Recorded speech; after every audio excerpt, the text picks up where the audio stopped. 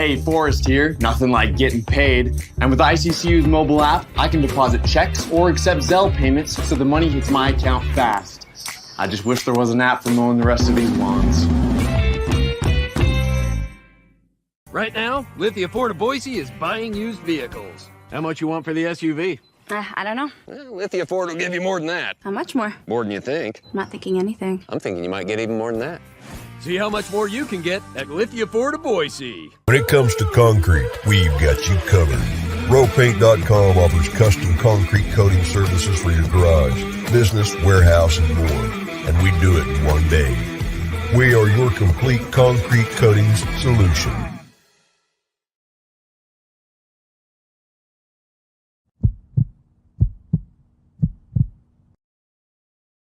It's time for the Lithia Ford of Boise post-game show from Bronco Nation News. We're breaking down the game with highlights, interviews, analysis, and most importantly, you. Give your thoughts on the game in the YouTube chat or Facebook comments, and we'll include the best ones on the show.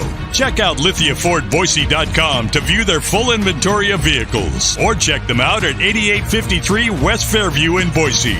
Today's broadcast is coming from the Cutwater Spirits Canned Cocktails Studios. Check out one of their more than 30 flavors of pre-mixed premium cocktails at your local gas station or grocery store. Now let's head out and join BJ Rains for the Lithia Ford of Boise post-game show from Bronco Nation News.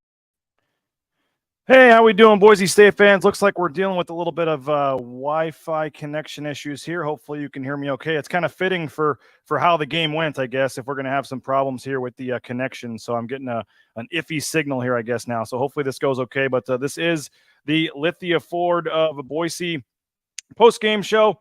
Let me know what you're seeing. Let me turn off the Wi-Fi here and see if that helps at all. But not getting a great connection right now. I'm going to see if I can turn off a different one, and I don't know what's going on here. I'm in the Ethernet port, so hopefully this is working okay. Let us know, but get your thoughts in, your comments. We're going to hear from some players, from some coaches. We're going to hear from Andy Avalos. So J.D. Price is saying it's okay, so we'll see. We'll just roll with it. But what a debacle that was for Boise State. Final score was 56-19. We'll take your comments. We'll take your thoughts. And the chat is already fired up. So we went down and talked to Andy Avalos, some players. Andy Avalos still feels confident in this team. I mean, what else is he supposed to say? We're not very good. I don't know. But as Dennis says, the sky is not falling. Yeah, I mean, I think where it's going to prove, the thing is, okay, how good is Washington versus how bad was Boise State? I think it's somewhere in the middle there when it comes down to it. I mean, the number of wide open plays that Washington had, it was just staggering. The number of wide open receivers moving down the field. I thought early in the game, Boise State weathered the storm, got the lead. I thought the missed extra point was really a buzzkill. I know it didn't end up mattering at all, but to have a chance to go up 7-0, you missed that at 6-0. And then next thing you know, Washington comes down in a game that you've essentially dominated and you're losing 7-6. So I think at one point it was 28-3. They got outscored after the extra point. So that second quarter just wasn't very good for Boise State. And a lot of things went wrong in that second quarter, but they just couldn't flip the script. Once Michael Penix Jr. got rolling, he was hard to slow down, and that offense is very, very good. So is that going to be the best offense Boise State faces all season? I'm pretty sure. But again, I think those just to throw it out as a game that it's just because Washington's good. I think that's not fair to do either. I think certainly Boise State has some issues that they need to work on. The secondary, Alexander Tubner, I thought got burnt a lot, and I like Alex, great guy, but they found a matchup there with Washington one-on-one with Tubner that they were going after a lot, and they had some success on that. So, again, the diversity of their passing attack, how many different receivers they have that can contribute. I thought Washington was as good as advertised. And Michael Penix Jr., 388 passing yards. I don't even think this is updated all the way. This was when it was 35-19. So this is actually later in the third quarter. I don't even have the final stats here. I think he had 450 passing yards. They look up there on the screen. He had 29 of 40, 450 passing yards, 5 touchdowns for Michael Penix Jr. He was as good as advertised. And so I actually liked some of what Boise State's offense did. I just thought they should have run the ball more. I didn't understand why they didn't run the ball more. Taylon Green, I think, only had 5 rushing attempts in this game. That just doesn't make any sense for me. 28 rushing attempts to 47 pass attempts. And Andy Avalos tried to say it was because they were losing on the scoreboard, but in the first half, when it was still a game, it was 24-13. So I definitely would have liked to have seen them run the ball. I would have expected it to be the other way, 24 rush attempts to 13 passes in the first quarter, but they felt like they had some one-on-one matchups that they could exploit. It obviously didn't work that way. And I just didn't think, 5 rushing attempts for Taylon Green.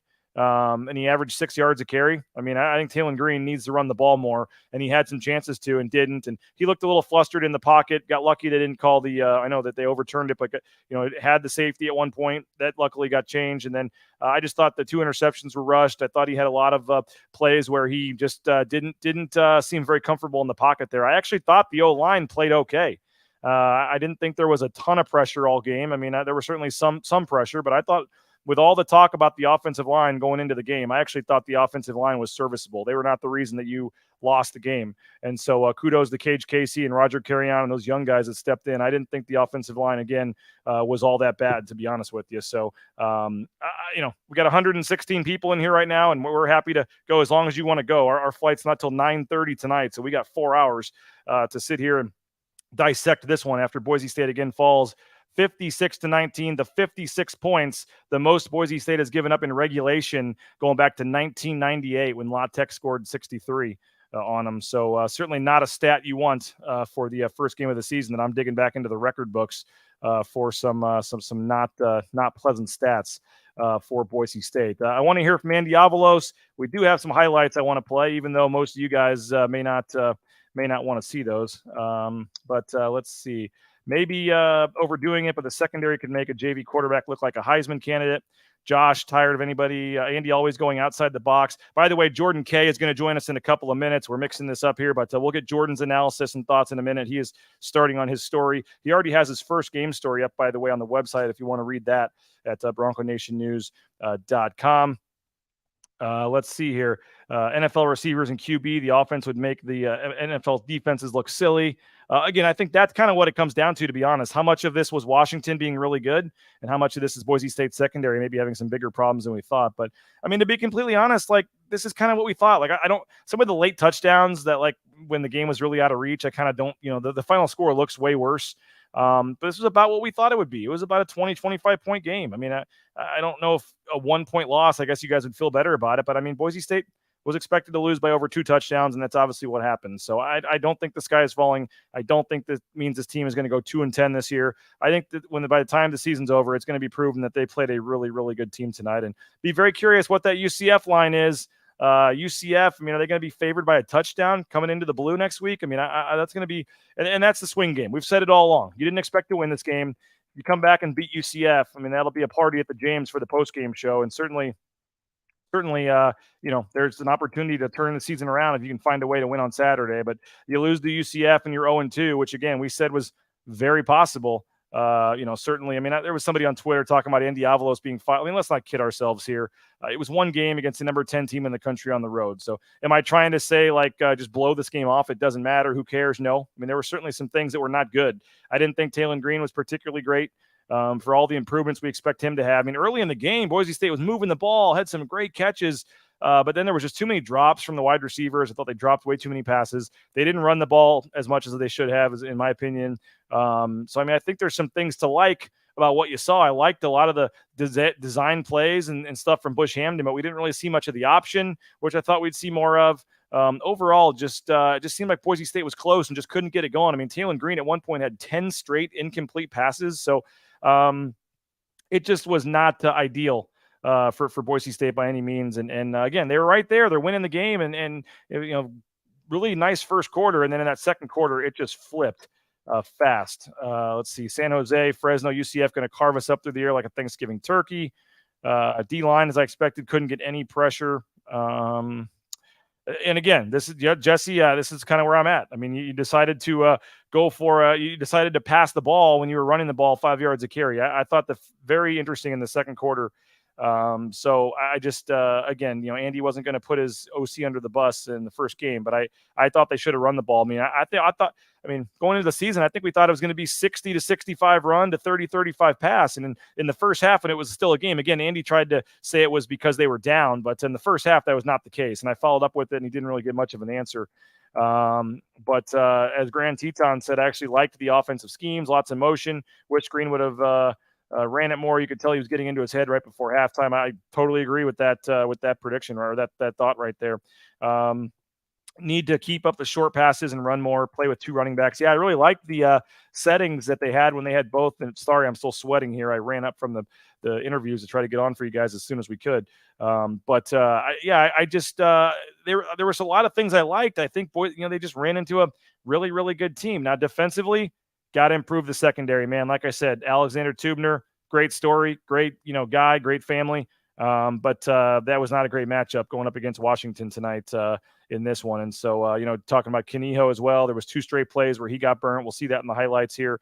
It was just overall not a great game for Boise State. I thought a couple key plays. One was the penalty that won't be talked about, but there was a penalty on George Helani for a low block that negated a first down catch to Riley Smith.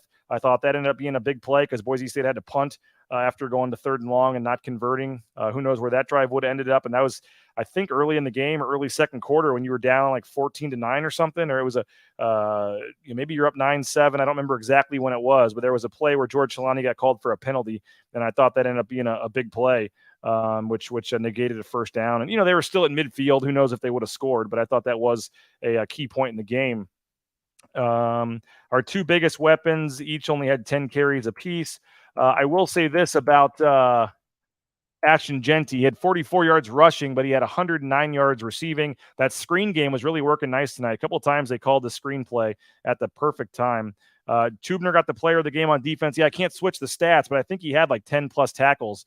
Let's see if I can go back here and search real quick. But yeah, they were attacking him a lot. He had 11 tackles in the game. Schramm had 7. Jalen Clark had 6. They were attacking Tubner a lot in this game. Needed the offense to make them respect Taylon Green, George, and Genty. Instead, we passed. Yeah, again, I was a little surprised, especially early in the game. This is another one. I saw him after the game, and his jersey was perfectly white because I don't think he got in the game. I don't think Prince Strawn played in this game, which was very surprising to me. Nothing against Billy Bowens. He ended up having 3 catches, but I want to say he had 8 or 9 targets. I mean, at one point, Billy Bowens had 5 targets and no catches. So they were, giving Billy Bowens a lot of opportunities out there, and he was not coming through. And I would have liked to have seen a guy like Prince get a chance early in the game. Max says coaches need to make better adjustments instead of just gutting out a game plan that isn't working. I don't think that's the case. They were trying to make adjustments. It just wasn't working. Hope they're not trying to redshirt Prince needs to play. I don't necessarily think that's the case. Let's see. Titus Toller isn't on the roster. I don't think that's accurate, Jesse. I'm pretty sure he's still on the roster. He just didn't make the 2 deep unless I missed something. I don't think he's on the 2 deep, but they were without a couple of guys today. Breezy Dubar, Cortez Hogans, and Mason Randolph, but I don't think any of those would have made a huge change. As Kareem the Dream says, everyone is overreacting. The game was doomed long before today. Got burnt by a team full of first and second rounders. Taylon was overwhelmed. On to the next one. Dennis says, amen to that. Max says, I can agree with that.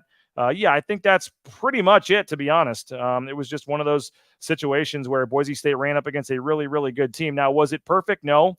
But again, whether they lost by 1 or lost by 37, it is a loss, and it's the same as it would have been, had they lost it by any different margins. So we got some highlights to play. We can hear from the players as well. We got all kinds of stuff to get to here. I guess we'll do the highlights first because that's what is the most interesting that everyone is wanting to see here. There were some highlights early on for Boise State. We will get the highlight package ready here. Keep getting your comments in, your questions in the ICCU YouTube chat. This is the Lithia Ford of Boise post-game show sponsored by our friends at Lithia Ford.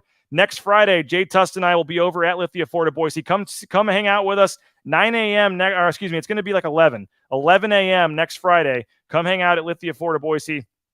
And Lithia Ford of Boise is giving away 4 tickets at the 50-yard line to the UCF game. So they'll be doing that during our appearance. So Lithia Ford of Boise giving away 4 tickets to the UCF game.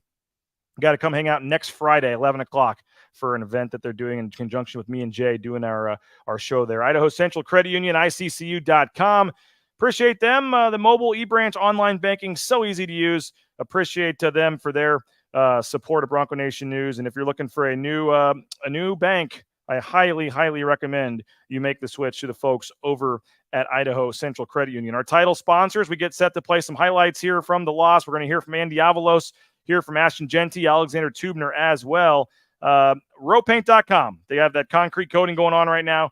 It's 5 times stronger than epoxy, and the best part about it is they can do it in one day. So the one-day install, rowpaint.com, the concrete coating, transform the look of your ugly concrete slab, and check them out at rowpaint.com. Also want to remind you, we are broadcasting from the Cutwater Mobile Studios. Cutwater Spirits, more than 30 flavors of pre-mixed premium cocktails. Pick one up at your local gas station or grocery store. We do have some highlights we want to play here. Again, Boise State falls in this one 56-19. Believe it or not, there were some highlights in this game. Let's take a look here. Early on in the game, Boise State with a nice long pass there to Stephen Cobbs. That was obviously a nice one. And then Boise State really started to get it going offensively. And how about Ashton Genty? The early touchdown puts Boise State up 7-0 on the 7-yard touchdown run there from Ashton Genty. A nice start for the freshman for Boise State. And at this point, you're thinking things are okay. They missed the extra point. Then Washington comes on back, 3rd down, wide open receiver, and they get the touchdown there. And Washington on the board early in the game. That was McMillan with one of his many touchdown catches there. So, again, Washington, just too many open receivers moving down the field. And this was another one where it was just pitch and catch and a long, wide open. You see Tubner got beat on that one. Another long touchdown for McMillan. That added to the lead at that point. And, again, Boise State was down 14-9. We did get a field goal in there from Jonah Dalmas.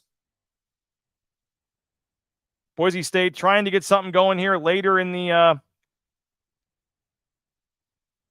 I'm not sure of the score here, so I apologize. I'm not sure which play we're at here, but that was the interception.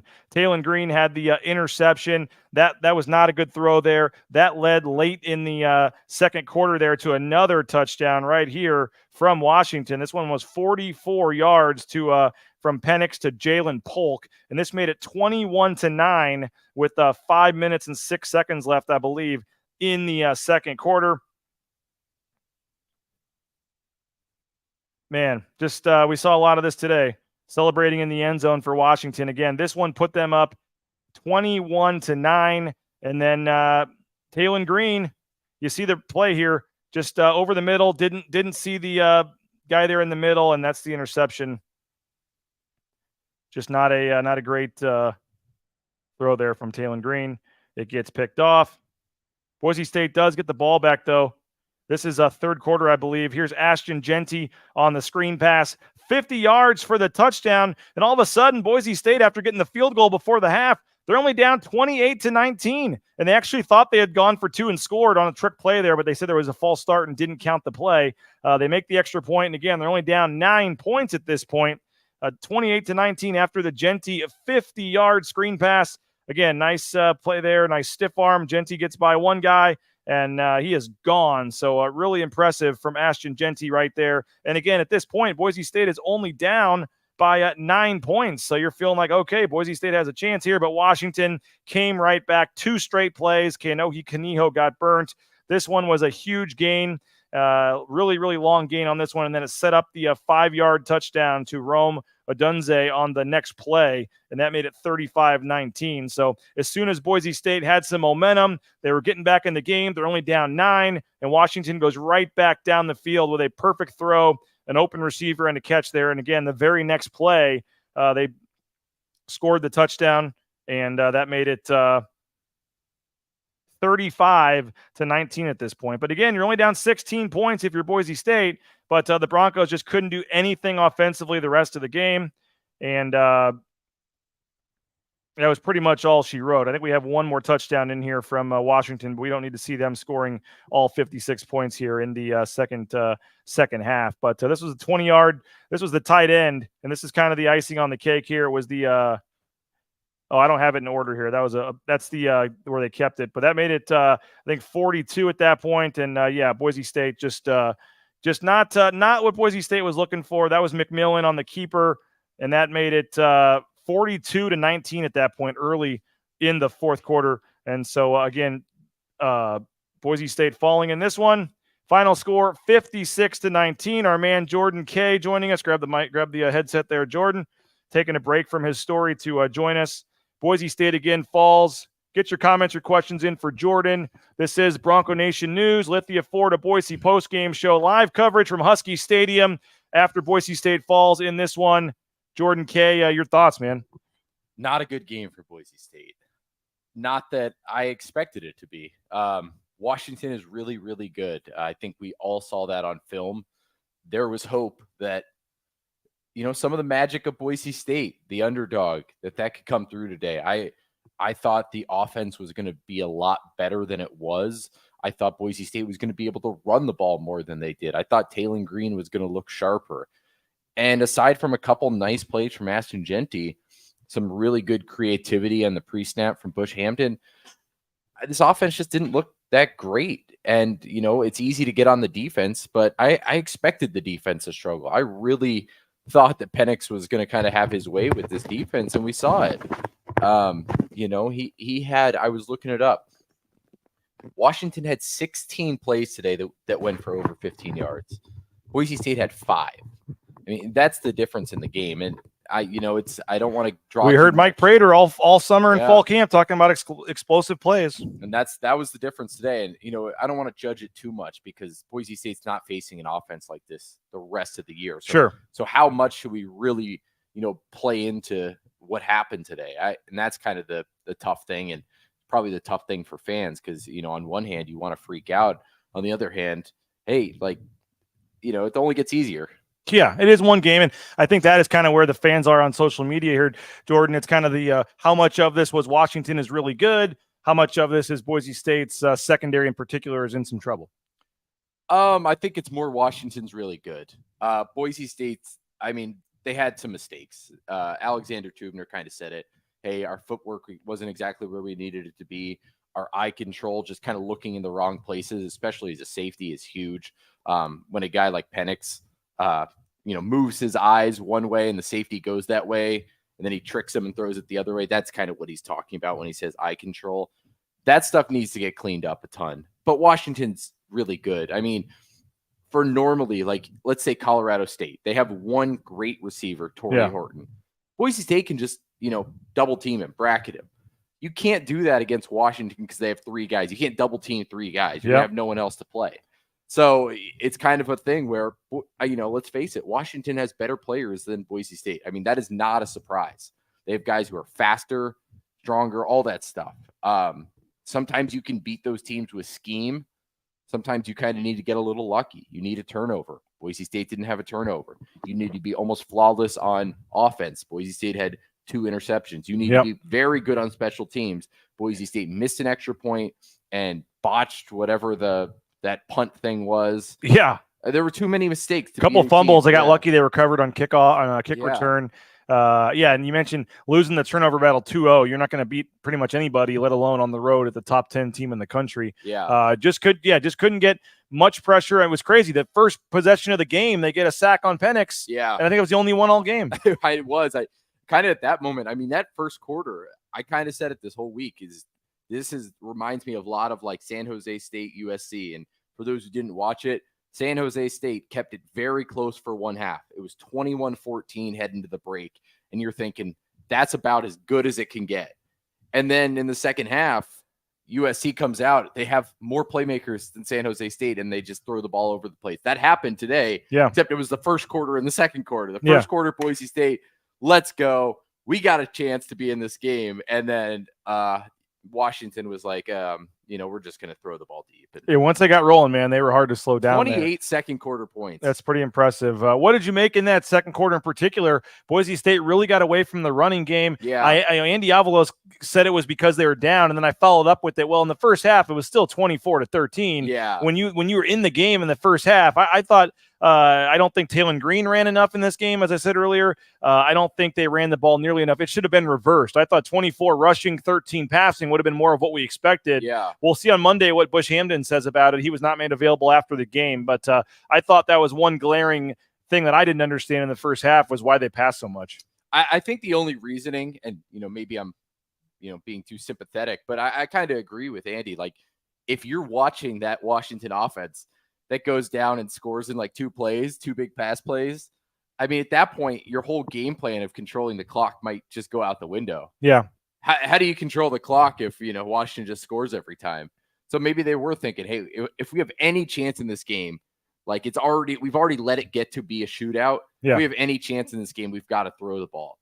And it just didn't work. And at that point, Washington could kind of load the box. Doesn't help when you don't have George Holani out there, just another playmaker. Yeah. He did return. He did for a little bit. I can't imagine that he was 100% when he returned. Drops don't help either. Yeah, I was going to say there was a lot of guys slipping on the turf, which Andy Avalos addressed in the post game. There was some issue with the cleats, I guess. Yeah. There were a lot of drops, and we don't have the exact number, but I think 5 or 6 drops probably, and there was at least 2 on third downs. There was one early in the game. Steph Cobbs dropped one that would have been a first down. There was another one. I thought there was 4 or 5 key drops, which, again, that's not on Talon. But at one point, Talon Green, 10 straight incompletions in this game. He finishes at 19 of 39 for 244 yards, 1 touchdown to go with 2 interceptions. What did you make of Talon Green's performance tonight? Yeah, he was okay. I don't know if there's any other way of saying it. He did not get help from his offensive line at times. And actually, they held up probably about as well as they could have, given that, Washington has 2 of the better edges on this side of the country and 2 redshirt freshmen were starting for Boise State. Talon Green was not sacked a ton. He faced a lot of pressure at times, but he faced the same thing last year, and none of the defensive lines were as good as last year. But yeah, the interceptions were tough. The second one was bad, and he probably had to just force something. There were a couple other plays that probably should have been interceptions. Guys dropping the ball or a tip pass that could have been intercepted. I did think he was going, as you said, too much to that first read. Yeah, and it's tough, and maybe he got flustered a little bit because he's feeling pressure so much. He thinks that, instead of his clock being at 3.5 seconds, he feels like it had to be at 2.5 seconds. He's got to get the ball out. But yeah, it didn't seem like he was able to go through his progressions. That might be an offensive line thing. And then if you're Talon and you feel like, hey, this is my, the big stage and I've got to be perfect, and you're throwing these third down balls that get dropped, like how do you as a quarterback have like trust and faith in your receivers? And I'm sure if he said it, he would say, oh, I have all the faith in the world. We work on that a million times. But man, if I'm a quarterback and I keep throwing it to dudes that are dropping it, yeah, how do I trust anyone? I feel like I have to be perfect at that point. And that's so much pressure to put on a kid. And when you're trying to be perfect, you're not going to be. So yeah, it's tough to read too much into it, but like you're saying, yeah, maybe he could have taken off a couple more times, and didn't seem like there were many, or if any, designed read or runs for him. Yeah, which was a little odd. Well, now you spin this thing forward, man. UCF coming to the Blue next weekend. I said earlier, I'm guessing maybe a touchdown favorite for UCF on the Blue. Which is crazy to think about. And if you can find a way, we said all along, Boise State just needs to find a way to go 1-1 in the first 2 games. Now, maybe people are a little more pessimistic about that happening based on what they saw today. But all is not lost, man. It's a 12-game season. A lot of the 12-game projections, pretty much all of them chalked this up as a loss. So it was ugly. Yes, it was pretty. But again, how ugly was it based on what Washington was doing? You're expecting a sellout crowd or close to it next week. I don't know if this dampens that excitement at all. I don't think much. The new scoreboard, the new lights, which again won't be dark for most of the games. We won't see much of that. But just in general, the home opener, Central Florida, the Big 12 patch coming in here. Sure. What do you make of that matchup? And again, how much of this tonight was Washington versus some serious problems that could come up again for Boise State next week? Yeah, let's think back to a year ago. I remember watching the game in Corvallis. Yep. Not that game, but week 1, Georgia versus Oregon. I think Georgia won by 50 points, maybe more. I can't remember. They might have been shut out. Oregon, people were writing them off. Who the hell? Dan Lanning, Bo Nix is awful. It was so easy to get down on them. They come back and, almost make the playoff. So, week 1 does not mean everything. It really doesn't mean everything when you're facing a top 10 team on the road. You were not set up for success. And if you're Boise State, if you're a Boise State fan, if you're a Boise State player or coach, you kind of just throw it away. Say, hey, we've got UCF. That's our big – that's the game we can win. Yeah. And I know Boise State fans don't want to hear that of saying, oh, that's the game we can win. They expect to win every game. But at this point, that's what you've got to do is throw this one behind you and kind of focus on UCF as a game that they can get a victory. Our friend Kareem the Dream says will definitely be a sellout crowd. Albertson Stadium is going to be rocking. We still have plenty to get to, some interviews, all kinds of stuff, but Vince kind of summed it up. Boise State got their ass kicked. Vince, maybe with the quote of the day there. Again, I get it. 0-1, not what folks are wanting, the way it happened, not what they wanting, but it's a long season, and I'm very curious, very intrigued by next week to see. And again, UCF's a pretty darn good team too. So we saw 56 points. I don't care who it's against. And that quarterback can run the ball. I mean, that's certainly going to be a big time challenge, but you got to hope for some of that mystique of the blue to return. And if they can find a way to get a huge home win, then you're feeling pretty good. North Dakota after that. And I don't think San Diego State was anything special against Ohio. No. So, I mean, there's still a lot of reasons, but it's got to happen now. Or, there's got to be some serious improvements. So you're looking at 0-2. So, Jordan, what are you working on, man? Just finished up, wrapped up the story from the game with some quotes from Andy Avalos and Alexander Tubner. Just, Andy kind of talked about it like, hey, it was weird. He wasn't as mad as I thought he was going to be. Yeah, he wasn't. And he wasn't really snippy at any of the questions. He was very, I mean, that was Brian Harsin like. I'm going to be honest. Brian Harsin, for all the flaws he had, after a loss, he was usually very respectful of our job and actually gave decent answers. And I thought, for the most part, Andy did that tonight. That was the most calm I've ever seen Andy Avalos after a loss. I guess I've only seen 4 of them. but that was by far the most calm. And I think he's almost trying to reflect that onto his team and say, hey, I'm not worried. You guys shouldn't be worried. The fans shouldn't be worried. But he said in his opening statement, they have an unbelievable team. Yeah, that was something to say after a loss. I don't disagree with him necessarily, but to say it, wow. So, he talked about, hey, they have better personnel. He didn't say it those words. He kind of said it, if you don't have the best personnel, you've got to win with matchups and be perfect. Yeah. Consistency. We didn't do that. And then, I think it was interesting here in Alexander Tubner just kind of admit it. Hey, we made a lot of mistakes today. Yeah. Eye control, footwork, all that stuff. We were not as good as we needed to be, which is always refreshing to hear because, fans see it, say, hey, you got to be better. Yeah. And they're not. That story, go read it on Bronco Nation News, and then we'll have another one up hopefully before we get to the airport. Yeah, we got about hour and a half. I was hoping for if we can make it at 7, we can stop and get something to eat. We'll see how fast you can work, but 7:30 maybe Pacific time. We got to head to the airport a lot. We're gonna try to fly back tonight, see my kids' baseball games bright and early tomorrow morning. So life does move on, man. It's one loss, and obviously I know fans are disappointed, but a lot still to be excited about moving forward. And again, that place should be jumping. Should be a fun Saturday at next week against UCF and pre-gaming at the James. Yeah, well, yeah, for sure, man. Well, the best part, I mean, the worst part about the James, the only negative is that you're watching everyone else have like the time of their life, and we're sitting there working. But post game, if Boise State can find a way to beat UCF, Kent Riddle and I will certainly be enjoying some cold ones on the post-game show. Jordan will stop by as well at some point. But, hey, man, appreciate it. Thank you. Get back to work. Go subscribe, read Jordan. We're going to hear from Andy Avalos in just a second. But first, want to tell you about Ridley's Family Markets. ShopRidleys.com. 13 locations in the state of Idaho. Find one near you at ShopRidleys.com. And, again, they got that new phone app. You can get exclusive savings up to 40%. Make sure you download it at ShopRidleys.com. The Blue and Orange store saw Travis Hawks today. He was sending us some of the footage. He rode in on a boat. Of course he did. Travis Hawks riding in on a boat.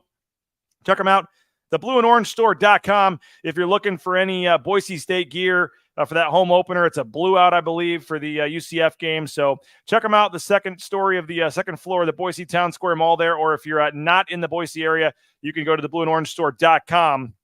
Free shipping on any order up to over $40 gets you free shipping. This is the last day of our promo code, by the way. If you want to get in with a subscription to Bronco Nation News, we would love to have you.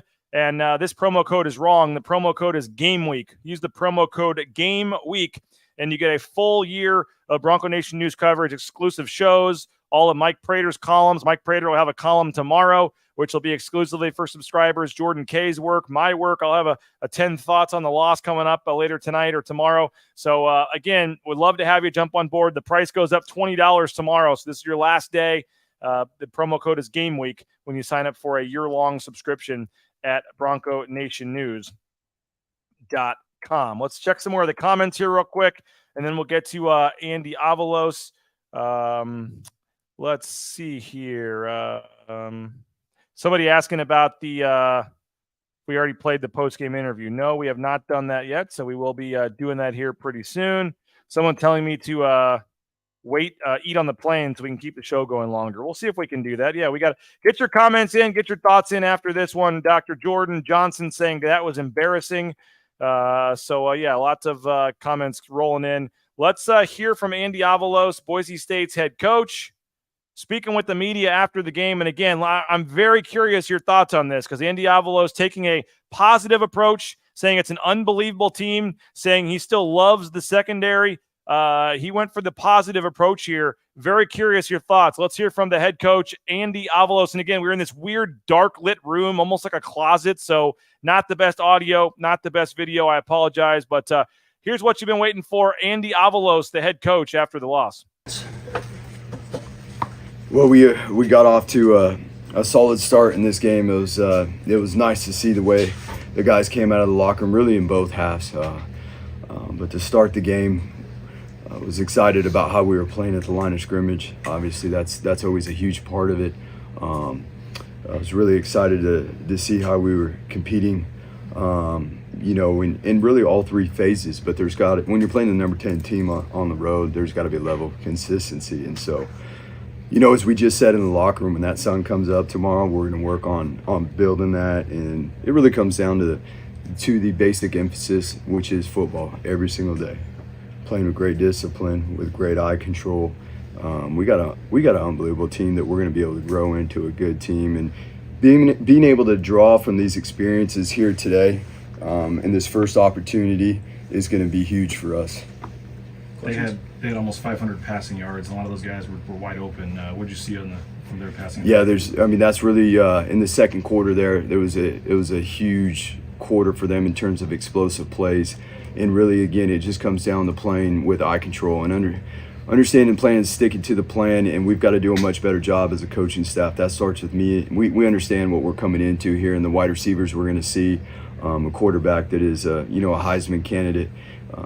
Week in and week out, though, we're going to see some personnel that creates great challenges like that. And as we prep and prepare as a coaching staff, we'll do a better job, and we'll learn from this. And it's we knew coming into the season that we have some guys that have played a fair amount of football, but it is going to take gaining some experience, and exactly what it looks like to be able to be successful when you're playing some elite talent like that, in order to be consistent.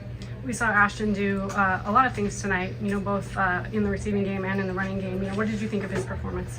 Yeah, we're, again, excited about there's things that we did in this game that we're excited to see. The bottom line is we can't give up that many explosive plays in the air, and we knew we were going to have to play much better in the red zone, and those were two critical factors for us in terms of eliminating touchdowns when we got down in the red zone. We didn't do that today. The run game, we ran the ball well, but we didn't have as many attempts, obviously, as we would like to. We only had 24 rushing attempts to score, given the nature of the score. We were throwing the ball more, but was excited to see how Ashton not only ran the ball, how George ran the ball, and then to be able to see what they're able to do out of the backfield receiving the ball. I mean, Ashton had some good plays there that we were able to capitalize on, and again, that's not just those guys. It starts with the offensive line. I was excited to see how our offensive line competed. We had a couple of freshmen playing for us today against a very big front that has some experience coming back, and so that's something we can draw from and continue to build forward on. In the first half, you mentioned the amount of passes versus runs, but I think when the game was still close, it was 24-13 still passing. I mean, were you just seeing something through the pass there, or would you have liked to maybe run the ball a little more? Well, I mean, at the end of the day, you've got to be able to have a plan to get the defense moving on the field, and then obviously within there, then the run game will come along with it. But I was excited about what we did. We were able to move the ball, in terms of offensively early on in the game. To your question, I mean, I wouldn't take anything away from what we were doing, through that first quarter and early on in the second quarter there. Andy, when it comes to Taylor, we've talked a lot about his response this year. He gets off to a really good start, going 6 of 9, over 100 yards. He had a stretch there where he didn't complete a pass for 10 straight attempts, and it ended with that run ended with a pick. He was good to start the second half, but what did you think of his response today, I guess? Yeah, you know what? For him being, a young quarterback that is still learning, developing, and growing with every opportunity he gets, I mean, I'll stand by TG every day of the week. I mean, the competitor he is, I wouldn't necessarily say all of those were on TG, but again, that's us as a team and being more consistent and taking advantage of some of those things we had, the opportunities that again would have kept those sticks moving and kept the spark going with the offense. I know season opener wasn't going to be perfect, but what do you think of special teams? I mean, you scored the touchdown, you missed the PAT, put the ball on the ground a couple times on the kickoff, and then you had a chance to pin him at the 1, and it slips into the end zone. So what did you think of special teams today? Yeah, I mean, there's a level of consistency there that we've got to improve on in the execution of, the extra points, taking care of the ball. Those are things that are a must. Those are things that we just spoke about in the locker room, that again, whether you're playing the number 10 team on the road or whatever opportunity you get, those are the things that we'll grow from and we'll do a much better job. We had opportunity to pin them down there deep, and we missed that opportunity when James, I felt like James punted the ball really well today. The first snap was a little high, he handled it, got it off, and I thought he did a great job today. So again, there's bits and pieces here and there early on in the season. It's got to be, we as a coaching staff, we'll work diligently to make sure there's more of a consistency within it. You mentioned not all the incompletions are Taylon's fault. I mean, is there anything you can attribute the drops to today? No, I mean, it's one of those deals, like, just the focus on finishing the play and obviously getting the ball in our hands first. It seemed like a lot of guys were slipping out there. Was there any kind of issue with the cleats or the ground? Or? Yeah, there was. I mean, there was a few guys in coverage, a few of the wide receivers too, in that situation. That's something that we're going to have to look into. I mean, it's the same cleats that we've always worn. That was something that we were trying to, we were communicating about that and making sure early on in the game, because it happened more than a few times within coverage. And then obviously for wide receivers coming out of their transitions in the routes. And so naturally the first thing that we were talking about is we got to make sure that our feet are underneath our hips when we're transitioning out of routes. That, as a DB, it's feet before eyes, and making sure, which obviously doing a better job playing with eye control in the secondary will help some of the other situations that we ran into, the explosive plays as well. You guys struggled for a few drives there in the second quarter, but then ended it, getting that field goal, came out on the second half, and had that nice screen pass to Ashton. Just kind of at that point, kind of how comfortable were you guys feeling with the way the offense was moving? Well, we always talk about how we finished in the first half. Again, by no means, the end result today is not the standard, but the way we ended the first half, the way we started, there's some things within there that we can build off of and create a level of consistency, in all three phases that will help us, in our next opportunity. The final score is what it is, but you said, I think earlier, that you have an unbelievable football team. I mean, how do you leave here, I guess, knowing you have another big game in 6-7 days, but overall, you can't let one game turn into two, I guess. Yeah, there's no question. That's football from week to week, and we're fortunate enough that we've got a schedule here that's going to require us to have that mentality. It's 10% of the situations that happen, always 90% of how you respond. And so when I say we have an unbelievable team, we have a team that will respond. We have a team that when the sun comes up tomorrow, we're going to be ready to work and grow, jump in the film room, and get those cleats back out on the grass and work to create that level of consistency for our next opportunity. You guys had an early sack, and you're obviously going against one of the better O-lines you're going to face. What did you think of the pass rush and the guys up front today? Yeah, there was, it's when it comes to defense, everything works together. And so it's not just a matter of coverage, but you've got to disrupt the timing in the passing game. And really there in the second quarter, we needed to do a better job with that. We obviously gave up too many explosive plays, which involves getting pressure on the quarterback. Obviously, maintaining and leveraging formations and routes is a huge part of that as well. So we're gonna,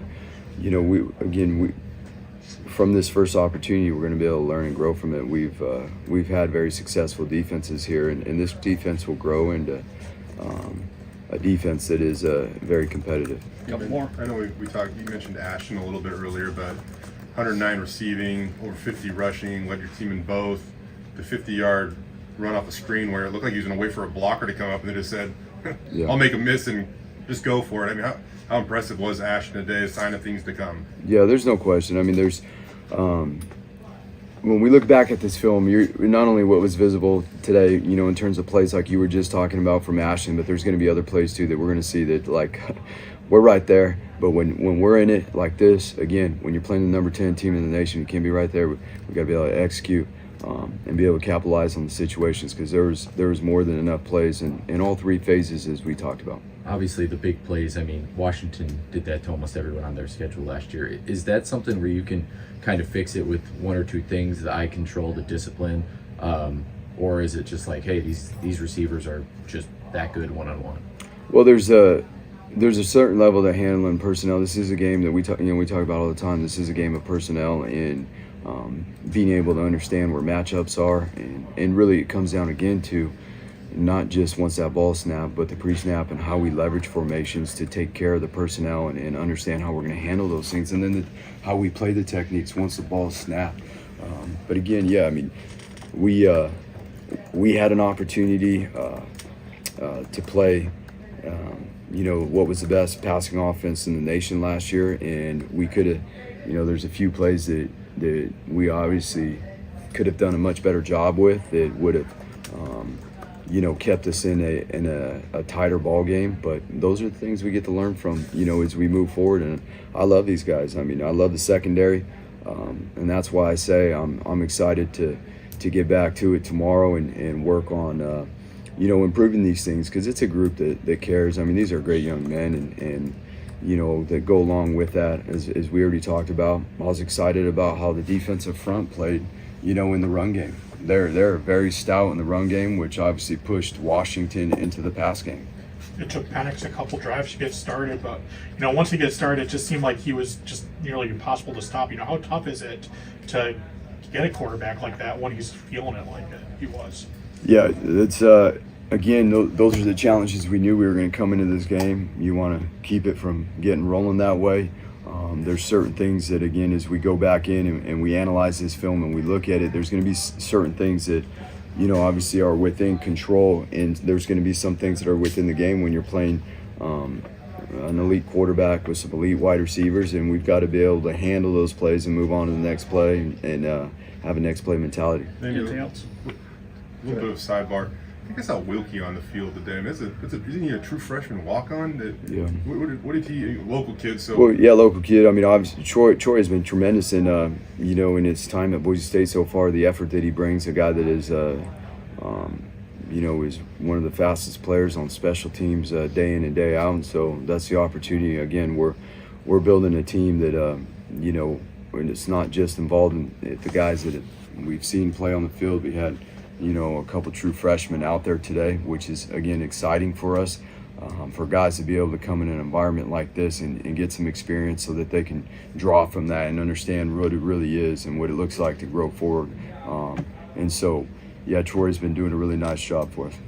Jalen threw that second interception, but he was the first guy down the field to make the tackle and stop from getting a score. What do you think that says about the fight and the competitiveness of your guys? Yeah, there's no doubt. I mean, that's you know, that's one of the plays. It was a screen play, so naturally, you know, you're going to draw the rush in, but there was a little bit too much heat there on that one. They actually brought a blitz up the middle, and one of the blitzers fell out right into the screen lane. And, you know, again, at that point, it's about how you respond and get a guy on the ground. And so, you know, Taylon's going to be able to grow and learn from this, and Taylon's going to have a good year. I'm really impressed. I think well, I know he's put in a lot of hard work in the offseason, and it's been consistent, but there's going to be things that he can learn from this game. All right, thank you all. Well, there he is, Andy Avalos meeting with the media. We're going to hear from Ashton Genty and Alexander Tubner here shortly as we roll on the Lithia Florida Boise Bronco Nation News postgame show. We are here in the press box at Husky Stadium. What a beautiful scene for football, by the way. The boats, and I was here 10 years ago. It was actually my very first game covering Boise State 10 years ago, and didn't really remember a lot about it. But to be back and see the boats and Robert Griffin III jumping into the water, we got that clip we can show if folks want to see it. What a scene for college football. And again, Boise State was right there in the game, early in the game. They weathered the storm much better than the start last year, had the lead. And then that second quarter, things just really flipped. So we will get to your comments here. We got a lot of comments I want to get to. I also want to hear from Ashton Genty and Alexander Tubner. I do want to tell you about our friends at Taco Bell. TacoBellWorks.com will tell you more information about SON Management, the Nicolason family, what they're doing for our local community. They've donated or committed more than $300,000 to Boise State athlete scholarships on the men's and women's basketball teams over the next couple of years. And so support Taco Bell next time you're looking for that late night meal or any kind of meal. They got great breakfast. The 19 freestanding Taco Bell stores from Burley to Ontario and everywhere in between. We appreciate their support. Go support the sponsors and make your next meal at Taco Bell. New sponsor, BVA, Ball Ventures, Alquist, Tommy Alquist and Company. Excited to have them on board. The Eagle View Landing, all the different areas around town. Pretty much everywhere you go and you see a new construction site going up, it's the folks at BVA that are helping improve the Treasure Valley and continue to help the community grow. We appreciate BVA and Tommy Alquist and what they're doing. They're a new sponsor of ours and one of the major sponsors coming in at a high level, and we appreciate their support. So we'll be telling you more about them. We're going to do some things with Top Golf as well. So if you haven't been out to the new Top Golf, make sure you go check it out. You will not be disappointed. The new Top Golf is awesome, and we're excited to tell you more about that moving forward. Our friend Matt Bauscher, Bauscher Real Estate, number one ranked realtor in the Treasure Valley is Matt Bauscher. No home is too big or too small for Matt and his team. Make sure you check them out. BauscherRealEstate.com. You looking for a healthy meal? How about Lean Feast? LeanFeast.com/Meridian. We appreciate what Dave and his staff do. Tremendous food. Highly recommend it. They're feeding the football team, the basketball team. They're doing a tremendous job at Lean Feast, and it's I highly cannot say it enough to go check it out because it's healthy eating. 2 minutes in the microwave and you're eating steak and shrimp, and it's just it's awesome. So very appreciative of Dave and folks out there, and I can't wait to get back to Boise and have a Lean Feast tomorrow for lunch. So we are here on the Lithia Florida Boise postgame show. We got some more comments and things we want to get to. I do want to hear from Ashton Genty and Alexander Tubner as well. Let's see what else we got coming in on the chat here. Broncos were a couple drops away from getting it close, maybe even winning. JR, you lost by 37. I'm not going to say they were a couple drops away from winning, unfortunately. I appreciate you for commenting, but no, I'm not going to say that they lost because they dropped a couple. Dennis says, film to learn, keep on working. Do we know why Prince didn't play? No, we don't. And again, I have no idea why Prince Strong didn't play. I saw him walking off the field, and I said to someone standing next to me, that uniform is way wider than it should have been. There should have been some turf, stains on that because I have no idea why Prince Strong didn't get in this game. And again, Billy Bowens at one point had 5 targets and no catches. Didn't seem like they went very deep in the wide receiver group. Chase Penry got a couple. I think Austin Bolt was out tonight. He didn't play. Obviously, they didn't announce him as out, but he didn't play. And I don't know. Very curious, I guess. And the coaches know what they're doing. So when they don't play a guy like that, it's because he wasn't ready. So let's not make it too big of a controversy or whatever. I mean, there's an obvious when the guy doesn't play, there's a reason. So obviously the coaches don't think that Prince Strong is ready to contribute, and so JR says Prince needs to be in the mix. But again, coaches know what they're doing. He didn't play for a reason. Maybe he's not sure. I don't know. So Hunter Misa got 1 snap on special teams. Let's see. How about Mad Bun? Let's see. Madsen, not scared if Green gets hurt. Mad Dog looked pretty solid. He was going against some backups, but yeah, I think Madsen has some potential moving forward. Dan says they're going to be 1-4 at the end of the month. I don't see that happening. I don't think San Diego State's very good. This team's going to go down to San Diego and win pretty easily. I feel pretty good about that. Where was Ethan Card, the Texas Tech transfer? He actually played, but he was playing wearing number 19. Not sure if you noticed or not, but he was wearing number 19. He came in for some blocking plays, but he did not win the starting job, so he's a backup lineman. But he did come in as a tight end wearing number 19 on a couple of plays as well. Thought Mad Dog looked good too. Luke says punting was 10 out of 10. We need to give James Ferguson Reynolds a little bit of credit. Again, I said on the pregame show, if you were watching that, his parents made the trip all the way over from Australia. And I don't know if they showed a replay or if you guys noticed, but early on in the game, it might have even been the very first punt. There was a high snap, almost went out the back of the end zone, which would have been a disaster, but he made the catch and then was able to get the punt away. There was another one where there was a blown coverage on a high snap and missed assignment, and he was able to get a quick punt away and not have it be blocked. I think he had a 62-yard punt at one point. I don't know what the final numbers were here. I don't have special teams on the stat sheet they're giving us. But I thought that James Ferguson Reynolds, and again, not always good when your punter is one of your highlights, but I thought James Ferguson Reynolds had an awesome game. I thought he played well, and I thought that he deserved a mention because I agree. He had a great job punting, flipped the field position a couple of times, and took a couple of bad snaps and flipped it over. So if you're looking for encouraging things moving forward, I think James Ferguson Reynolds punting the ball is certainly something moving forward. Kareem the Dream says, Aussie, Aussie, Aussie, oi, oi, oi. And, yeah, his parents made the trip, so pretty cool. Happy for that. Number 3 in the nation currently, I think he's talking about punting average. Yeah, 52-yard average, number 3 in the nation. So I think one of them was 62, was the long one there. So that was a nice punt return or punt unit today. And again, would have liked to have seen him a little less if you're a Boise State fan, but it is what it is.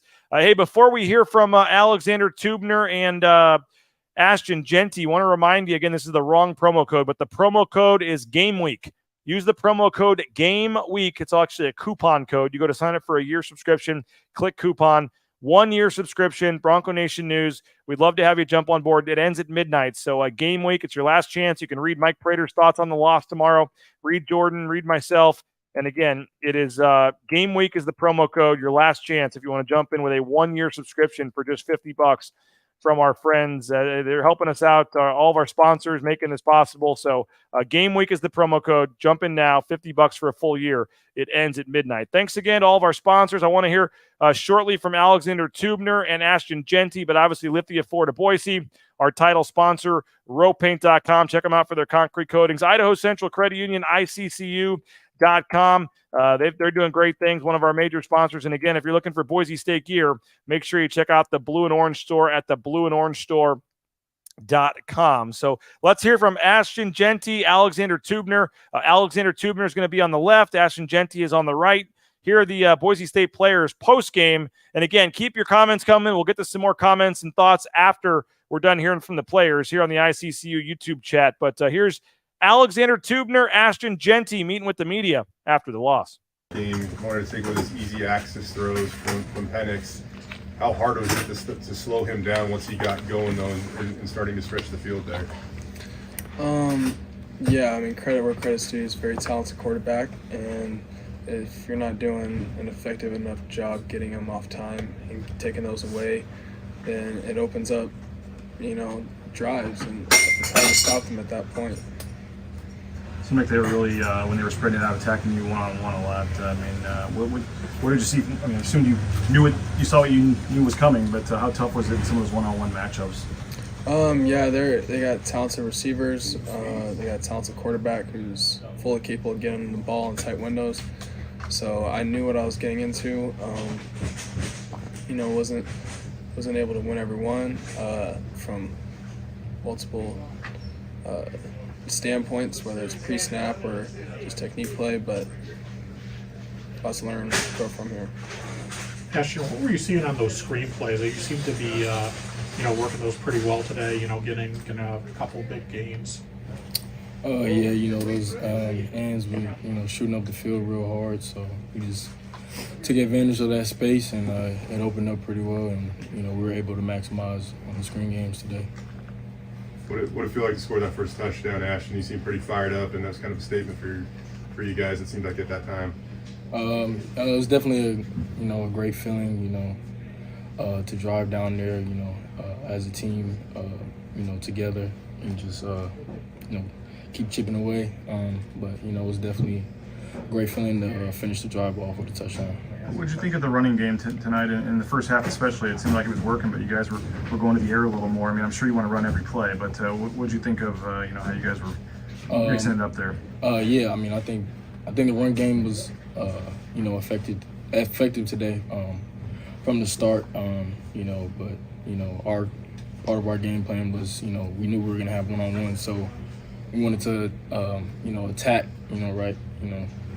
But at the end of the day, we didn't accomplish what we needed to. We didn't win our one-on-ones when we had the chance. So we just got to go back and go to the drawing board and learn from it and fix it. What did you think of seeing Bush's offense kind of against the defense? You guys seemed like a lot of shifts and motions and creativity with putting the wide receivers in the backfield and stuff. A lot of shifts and motions, to get the safeties, eyes everywhere, make them have bad eye control. So it's just a great tool for us to have on our offense. Do you feel like you saw kind of glimpses of what this offense could be? Because again, you guys had some nice moments. There was just kind of that stretch in the second quarter, couldn't complete a pass, and it was just rough going there for a little bit. But do you feel like you saw glimpses of what this offense can be? I mean, yeah, definitely. We got a lot of talent on this offense. We got a lot of talent on this team in general. But offensively, we just it came down to execution. Third downs weren't converting on third downs. So against a team like this, you gotta drive down the field. You gotta score, right? Because they got a high-powered offense too. Kudos to them. So we knew going into this game that we had to go. It's going to be back and forth, but. Alexander, I mean, for you, I mean, how much of it was them, just them being really, really good, or you guys maybe making some mistakes that you wouldn't normally make? I mean, you got to go back almost 25 years to find the last time Boise State gave up this many points without going to overtime. Yeah, I mean, you have to give credit where credit's due, right? They got explosive playmakers. They got a good offense. They got talent on that side of the ball. But at the end of the day, a lot of those points can be erased if we operate how we know we can. And, it starts with me. I take full responsibility. There's mistakes I made that resulted in points on the board today. And I think everybody on our defense would, step forward and take credit for some of those points and situations that we put ourselves in. But, it's, you talk about, stats, this and that, and I'm sure both Ashton and I would trade any one of those or all of those stats to walk away with a win on the day. But we got to learn, we got to regroup. We got a super good culture and family in this locker room. So those mistakes that were made today, those are what we're going to be able to fix going forward. When you say mistakes, is that just like the pre-snap of like where your eyes are, or like footwork, or all of it? I mean, across the board, I think there was mistakes all over the place. I know for myself, both of those categories you listed today, I made mistakes, some resulting greater than others. But, without getting into too much of the game plan of everything that was going on, there's obviously a lot of room for everybody to improve today. In terms of your guys' confidence, I mean, you obviously have another big game next week, and Andy came in here and said we have an unbelievable team that's going to respond. I mean, what's just the mindset having to flip the page here after, a 37-point loss? We really just got to come together, rally. We can't hold our heads down after this. It was a tough loss, but, we're only going to learn from this and get better. And, stuff like this is going to happen, adversity. We talk about it all the time. So we just have to respond. I mean, we're as tight. A lot of guys who've been here 4 years, 5 years say this is the closest the team's ever been, since they've been here. So I have no doubt that we'll come together and, get better from this and, go attack next week. A couple more.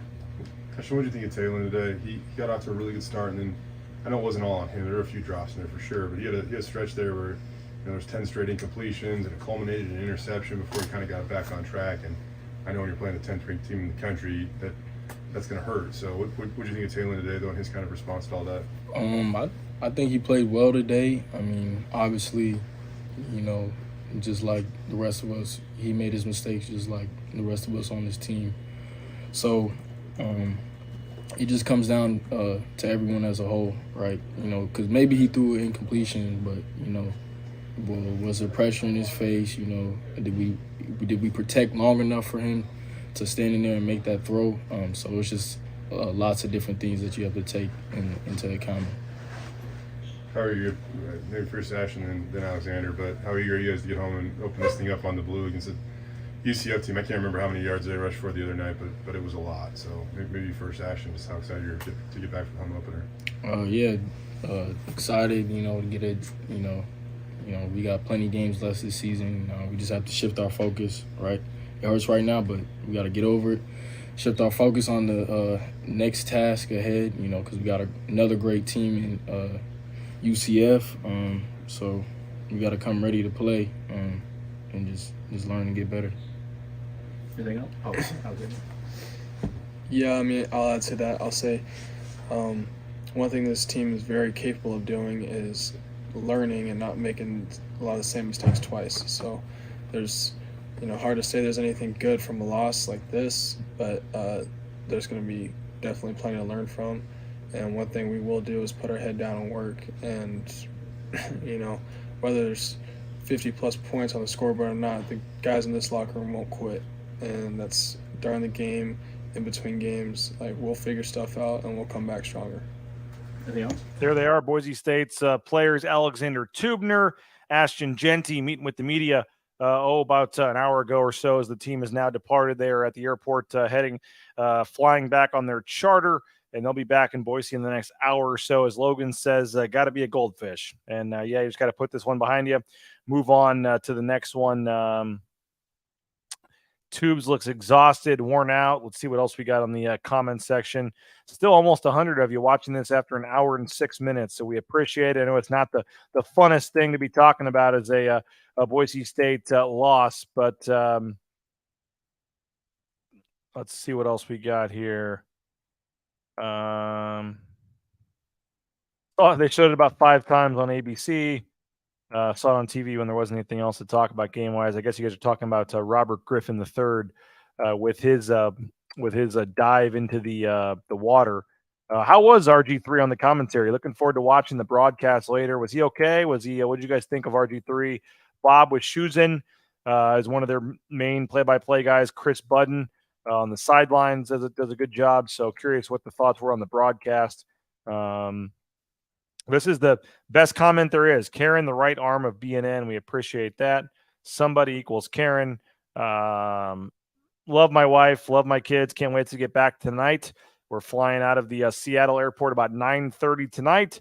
My kid had a double today. Let's go Naismith. Big double for Naismith for the Meridian 9U Select team this fall, and I am flying back tonight. We'll get about 5 hours of sleep.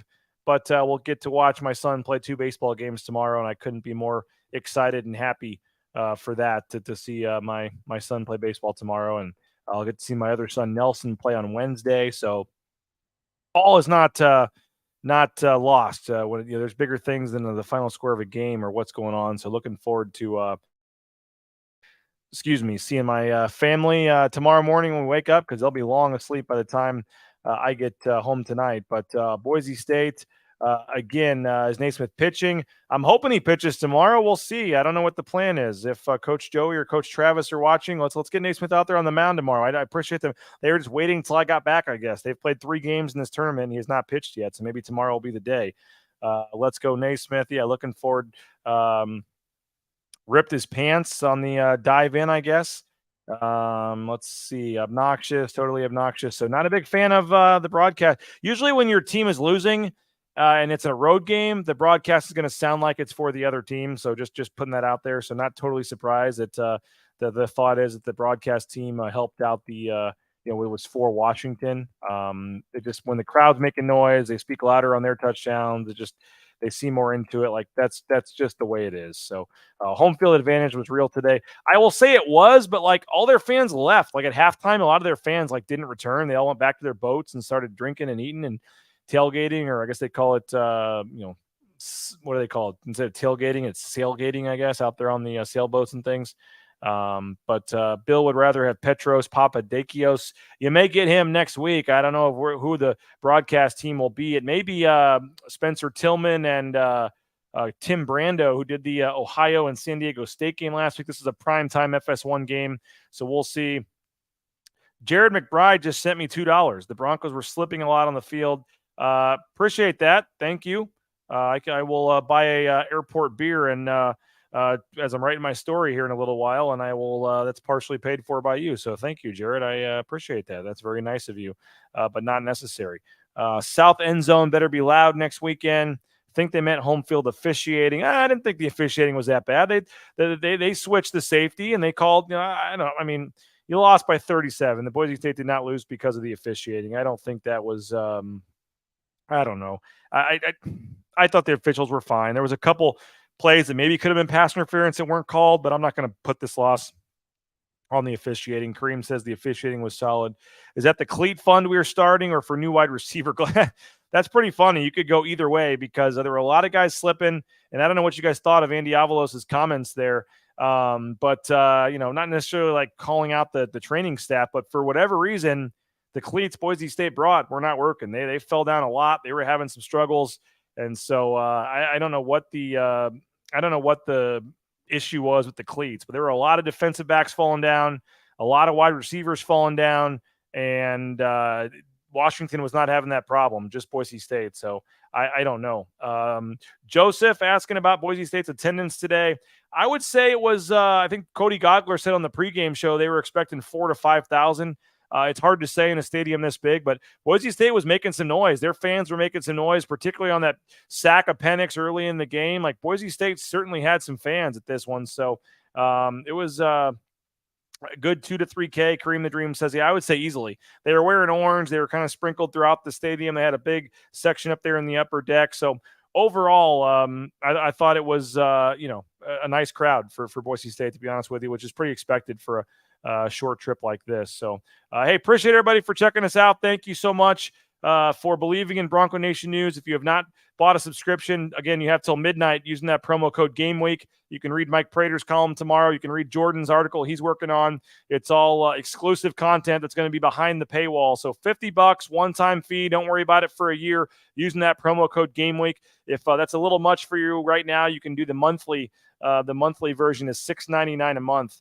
You can just jump in for a month, $6.99 if the monthly option is more for you. So we're at 750 subscribers. We're trying to get to 800. Actually, Jordan Kaye has a bonus in his contract if we get to 800. So let's get Jordan Kaye some more money in his pocket. Sign up for a subscription. We appreciate it. We're going to head to the airport, try to catch our flight to come back to Boise tonight, and hopefully watch my kid play some baseball tomorrow. So, again, tough one for Boise State. I get it. You're upset, but life goes on. It's one game. And again, all you have to do is beat UCF. And again, easier said than done, but all you have to do is come back and beat UCF. And you're 1-1 right where you wanted to be moving forward. So come hang out with us at the James on Saturday. We'll be there for pre and post game at the James. And again, Friday, if you want to try to win some tickets to the game on Saturday against UCF, Lithia Florida Boise is giving away 4 tickets at the 50-yard line. You just got to stop by on Friday. Stop by on Friday. Check out some of the vehicles. Friday morning, we'll be there at 11 o'clock. If you're able to stop by and you want to go to the UCF game, stop by at 11 o'clock on Friday at Lithia Florida Boise. And Lithia Florida Boise is giving away 4 tickets to that game. We'll see how they're going to do that moving forward. So if you got in late and you missed either Andy Avalos or the players, those videos are already up on YouTube. We got a highlight package we're putting up on YouTube as well. 2 stories from Jordan. I'll have a story. Prater will have a story tomorrow. There's a ton of post-game content coming on, but it's an hour and 15-minute post-game show, Lithia Florida Boise post-game show. That'll wrap it up. Appreciate all you guys for the nice comments over there. Logan, have fun at Timberstone. Let's see what else we got. By the way, it's funny that we just mentioned this the thing because Robin Rice, Leon Rice's wife, their $6.99 payment just went through. So how about that? We appreciate the Rice family for being paying subscribers of BNN, and they're on the monthly version. And Robin Rice's monthly subscription just went through. That's kind of funny to see that pop up there. So I know folks are upset with Andy Avalos. You're upset with the loss. It wasn't pretty, 37-point loss. But all you got to do is find a way to beat UCF, and you're back on track for where you want to be this season. So promising start. didn't go well later in the game, but a lot of season left. And again, we'll have you covered. Even though Monday is Labor Day, there will be a Boise State press conference on Monday.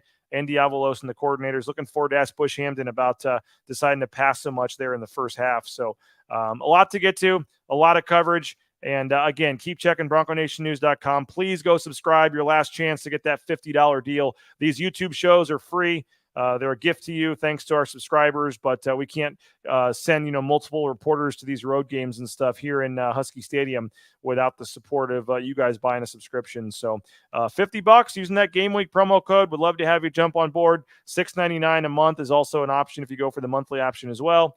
And again, Boise State falls 56-19, 568 yards of offense for Washington, 568 yards and 56 points for Washington. As I look up at the total, the final stats here, Boise State just 6 of 17 on third down, 1 of 2 on third down. Boise State actually ran more plays, 75 plays, averaged 5.4 yards a play, but just couldn't get it going, couldn't make enough stops defensively, and Boise State falls again 56-19. So 5 o'clock Mountain Time start for the UCF game next week. We'll have you covered all week, starting out on Monday. I believe we're still going to do a show with John Mallory. Monday morning, 9 a.m., we'll get John Mallory's thoughts on the loss. So it's Labor Day.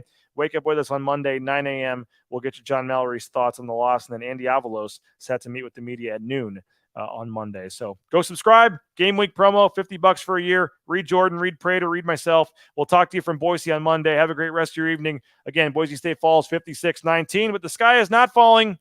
They got a game at 5 o'clock against UCF. Albertson Stadium should be rocking. That should be a lot of fun. Appreciate all of our great sponsors: Lithia, Ford of Boise, RowPaint.com, ICCU, the Blue and Orange Store, BVA, Tommy Alquist, Taco Bell, SON Management, to all of our major sponsors. We appreciate you guys. Thanks so much for making this possible. We'll talk to you for Monday morning, 9 a.m. in Boise. Make sure you're subscribing at the bottom of the page here. If you're on YouTube, subscribe at the bottom of the screen. If you're on Facebook or Twitter, flip over as well. Appreciate all you guys. Have a good rest of your Saturday night and your weekend. We'll talk to you later. Bronco Nation News, Bronco Nation News.